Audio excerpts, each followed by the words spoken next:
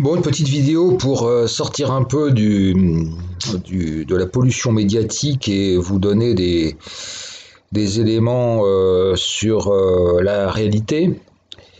Donc la réalité, c'est bien entendu c'est l'utilisation des jeunes migrants dans cette économie qui est en train de devenir sauvage.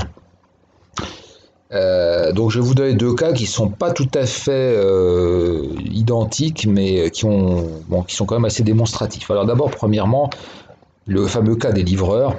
Je pense que vous aurez remarqué dans les grandes villes, et à Paris notamment, la modification de profil des livreurs, qui sont désormais tous quasiment de jeunes noirs,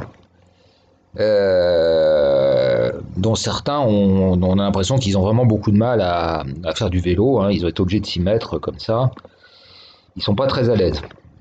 Alors, de quoi s'agit-il? En fait, les fameux auto-entrepreneurs, ils ont compris qu'ils pouvaient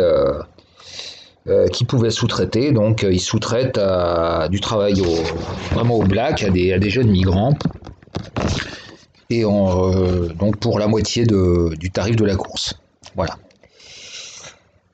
Donc comment des exploités utilisent des gens encore plus pauvres qu'eux. Voilà. Donc voilà ce qui est en train de se faire dans notre beau pays. C'est-à-dire que c'est en train d'évoluer vers le bas, quoi. C'est une société qui...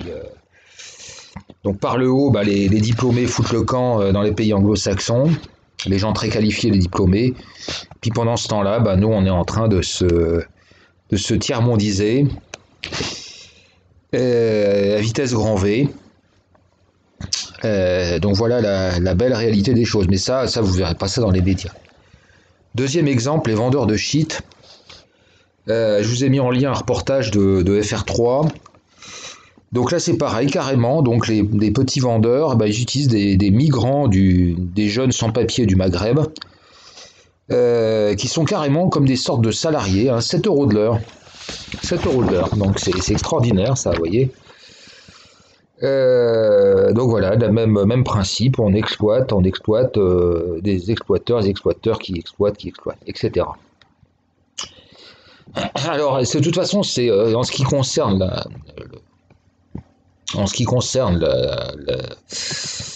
l'économie de la pègre, il se passe toujours la même chose, hein, c'est-à-dire qu'on commence au bas de l'échelle et puis on essaie de monter, puis certains vont réussir.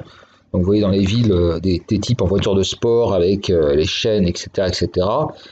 Ce sont ceux qui ont réussi à monter en haut de l'échelle. Alors après ils investissent et puis là même un moment où ils ont tellement d'argent qu'ils n'ont même plus besoin de s'emmerder avec le trafic de drogue et ils deviennent parfaitement légaux, hein. Donc c'est ce qui s'est passé notamment avec la mafia italienne aux États-Unis, hein. La mafia italienne, ils ont abandonné l'histoire des raquettes et compagnie, hein. Ça c'est longtemps que c'est fini, hein. Donc voilà, ce sont devenus des hommes d'affaires. Donc là c'est magnifique, hein. Ça vous montre notre modèle méritocratique à la française.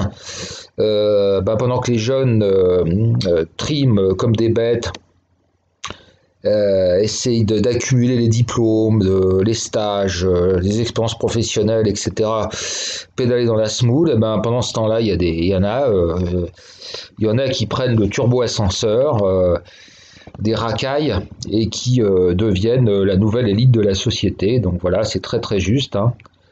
C'est fantastique. Voilà ce qu'on est en train de devenir, donc un pays... c'est c'est comme les États-Unis, hein. Les États-Unis, c'est un mélange de crapulerie de haut niveau et de tiers-mondisation, hein. Donc voilà ce qu'on est en train de devenir, hein. Ça ressemble beaucoup donc en gros au modèle américain, hein. Si vous regardez bien, hein. Si vous superposez bien les deux modèles. Voilà. Alors entre parenthèses, ça explique aussi pourquoi dans les quartiers ils participent pas aux gilets jaunes, hein. Ça c'est une blague, hein. De toute façon. C'est une économie faite d'assistanat et de trafic. Donc, je veux dire, les notions de SMIC, d'heures supplémentaires, de ceci, de cela, ils en ont rien à foutre. Ça me fait rigoler quand on est en train de dire les quartiers. Donc non, c'est un monde à part, hein, qui vit selon ses propres règles, et voilà. Et d'ailleurs, de toute façon, eux-mêmes seront remplacés. Parce que c'est ce qui se passe, hein. Donc c'est comme ça, hein.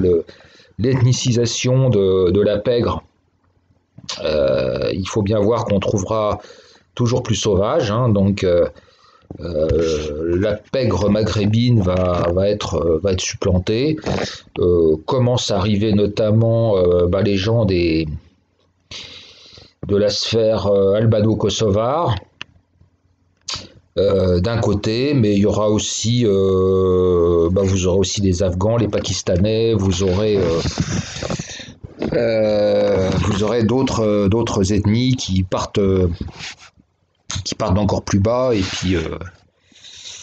et puis qui n'ont pas peur de faire aussi d'aller au charbon, quoi. Alors, je vais dire ça comme ça, je vais rester politiquement correct.